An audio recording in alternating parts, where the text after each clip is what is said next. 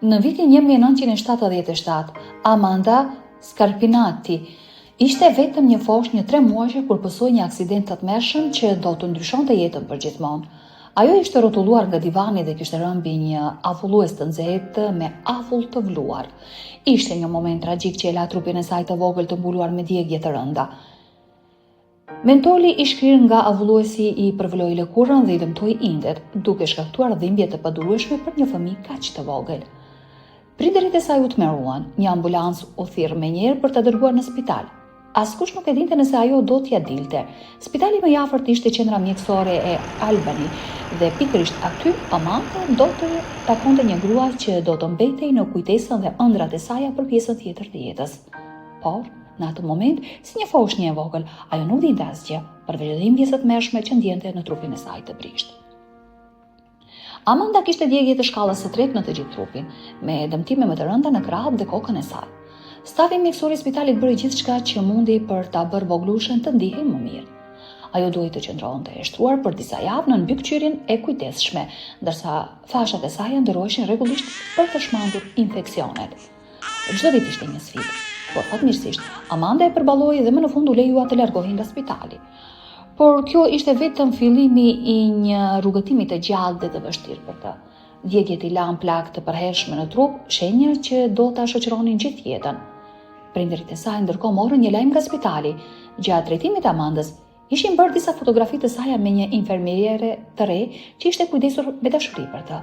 Këto fotografi ishin përzgjedhur për të zbukuruar kopertinat dhe faqet e brendshme të raportit vjetor të qendrës mjekësore të Albany. Ata morën disa kopje të raportit dhe kur Amanda u rit mjaftueshëm ia tregoi fotografitë duke shpjeguar historinë e saj. Amanda mbeti e magjepsur nga këto imazhe. Ajo i shikonte shpesh duke parë veten e saj të vogël, të mbështjellë me fasha në krahët e një infermiereje që e mbante me aq kujdes dhe dashuri. Në asnjërin prej fotografive, ajo nuk dukej duke qarë, edhe pse me siguri ndjente dhimbje të mëdha. Përkundrazi, ajo dukej e qetë dhe e sigurt në krahët e kësaj gruaje misterioze. Por, kush ishte ajo? Amanda e pyeste veten vazhdimisht. Prindërit e saj nuk kishin asnjë përgjigje. Ata nuk e dinin emrin e infermieres dhe nuk mund të jepnin ndonjë informacion për të. Megjithatë, Amanda ëndërronte ta takonte atë një ditë. Ishte një nga të pakta gjërat që e ngushëllonte gjatë fëmijërisë së saj të vështirë. Për shkak të plagëve të saj, ajo i u nënshtrua shumë operacioneve dhe trajtimeve, por nuk ishte vetëm dhimbje fizike ajo që e bëri fëmijërinë e saj të vështirë. Shenjat në trup e bën atë një objekt talljeje në shkollë. Fëmijët e quanin me emra të këqij, i merrnin gjërat dhe e linin shpesh vetëm. Në ato momente Amanda kthej gjithmonë tek ato fotografi.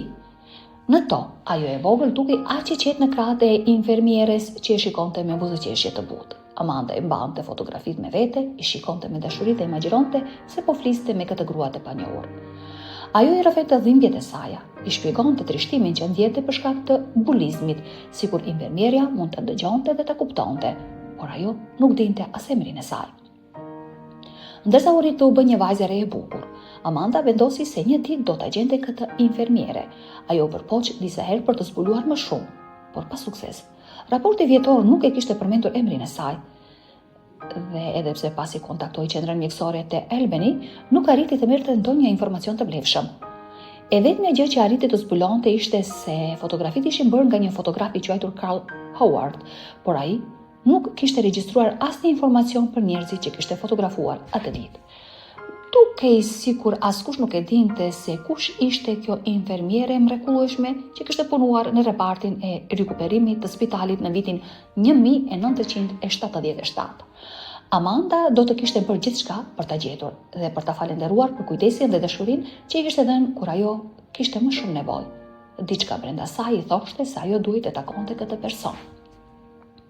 Vitet kaluan dhe mundësitë për të gjetur infermieren e saj të dashur dukej se po zogloheshin, por teknologjia po përparonte me hapa të mëdhenj. Në vitin 2015, një mik i Amandës i cili dinte për dëshirën e saj për të gjetur infermieren, i sugjeroi të përdorte rrjetet sociale për të kërkuar ndihmë. Amanda e kuptoi se Facebook mund të ishte mjeti që i duhej për të përmbushur këtë mision të rëndësishëm.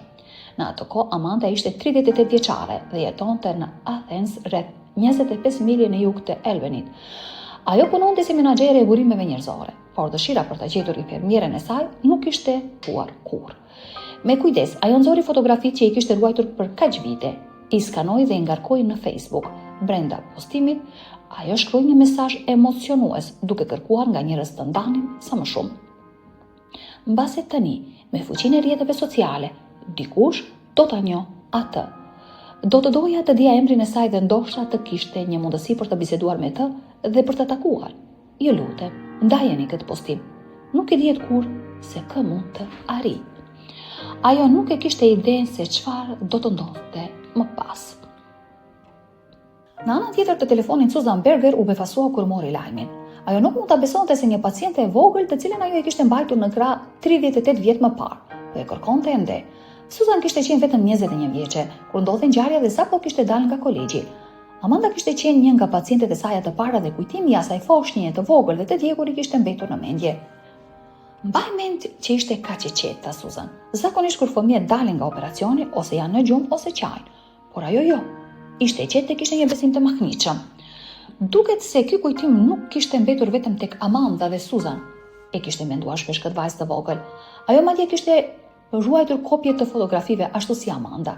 Ishte një lidhje që kishte kaluar për te kohës, duke bashkuar dy njerëz që kishin thjesht një infermiere të re dhe një foshnjë të plagosur. Në atë kohë, Susan punonte si zëvendës presidente ekzekutive në qendrën shëndetësore në kolegjin në New York. Kur mori telefonatën e Amandas, ajo ishte e mbushur me emocione. Nuk e kisha imagjinuar kurse do të ndodhte diçka e tillë, tha ajo. Isha krejtësisht pa fjalë. Pasi folën në telefon, të dyja kuptuan se nuk mund të ndalonin me kaq. Një takim ishte i pamëshmangshëm. Kjo histori 38 vjeçare duhej të kishte një përmbyllje, një ribashkim mes dy personave që fati kishte ndarë aq gjatë.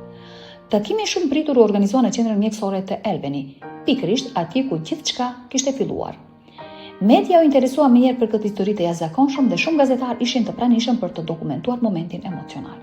Kur Amanda më në fund e pa Susan me sytë e saj, pas gjithë atyre viteve, ajo nuk mund të përbante lotët. Emocioni që ndjeva. Nuk isha përgatitur për këtë, tha Amanda. Ajo e përqafoi fort infermieren e saj, duke mbajtur në krah sikur të ishte një nënë që po ritakonte fëmijën e saj pas shumë vitesh ngjarje. Në mes lotëve dhe përqafimeve, Amanda tha vetëm një fjali që përmlodhi gjithçka. O Zot, ti je reale. Ishte sikur një ëndër po bëhej realitet dhe ajo nuk mund të besonte se po shihte më në fund gruan që kishte dashur të takonte gjithë jetën e saj. Susan ishte po aq e prekur sa Amanda. Ajo nuk mund ta besonte që dikush e kishte mbajtur mend kaq shumë vite dhe kishte kaluar aq shumë kohë duke kërkuar. Nuk e di sa infermiere do të kishin fatin të përjetonin diçka të tillë, tha ajo. Të dish që dikush të ka kujtuar gjithë këto vite dhe e ka ruajtur fotografinë, siç bëra unë, është e pabesueshme. Takimi i tyre nuk ishte thjesht një takim i zakonshëm, ishte një mbyllje një historie që kishte mbetur pezull për dekada të tëra. Amanda më në fund arriti ta falendëronte infermieren që e kishte mbajtur në krah me aq dashuri, dhe Susan më në fund mësoi se çfarë kishte ndodhur me atë foshnjë të vogël që dikur kishte trajtuar me aq kujdes. Sot Amanda është një grua e bukur dhe fuqishme, dhe plagët e saj mezi dallohen, por ajo ende ndjen të njëjtën lidhje me infermieren e saj si atëherë kur ishte foshnjë. Kur e pyetën nëse ky takim do të ishte fillimi i një miqësie të re, Amanda u përgjigji me një buzëqeshje. Ajo miqësi ka qenë gjithmonë aty, thjesht nuk e dinim. Historia e saj është një dëshmi e fuqisë së kujtimeve, mirënjohëse dhe lidhjeve që mbeten përjetësisht në zemrën e një njeriu.